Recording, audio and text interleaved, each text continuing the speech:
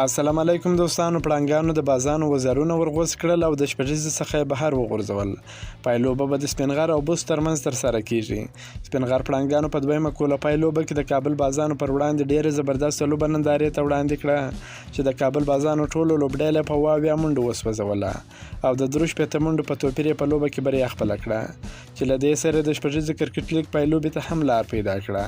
د شپږیزې کرکټ لیګ دویم کوله پایلوبه په کابل کرکټ لوبغالي کې د سپین غر پړانګانو او کابل بازانو لوبډلو ترمنځ ترسره شوه.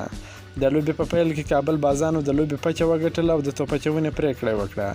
د سپین غر پړانګانو په ټاکل شوي 60 اوورونو کې د 9 لوبغاړو په سوځېدو سره 140 منډې وکړې چې له ډلې زما د خوښې لوبغاړي نجیب الله زدران ډېره زبردسته په زړه پورې لوبه د خپلې لوبډلې دپاره ترسره کړه.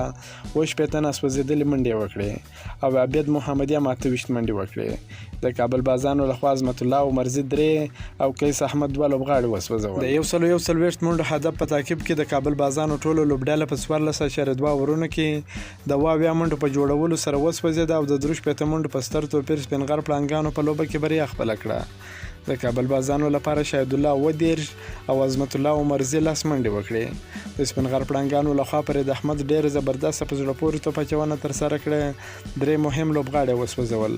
محمد ابراهیم او یمین احمدزي هم 2 لوبغاړي وسوځول. د یادولو وړ ده چې د شپږیزې کرکټ لیګ پایلوبه به د بوست ساتونکو او سپین غر پړانګانو لوبډلو ترمنځ د اګست په 5 نیټه د جمعې په ورځ په کابل کرکټ لوبغالي کې ترسره سي. دغه لوبه به ماپښین 2:15 دقیقې پیل سي. که مو دا ویډیو خوښه شوې ویډیو در سره لایک کړئ. د نور تازه معلوماتو لپاره هم زموږ سره اوسئ. تر بلې ویډیو پورې د الله په امان.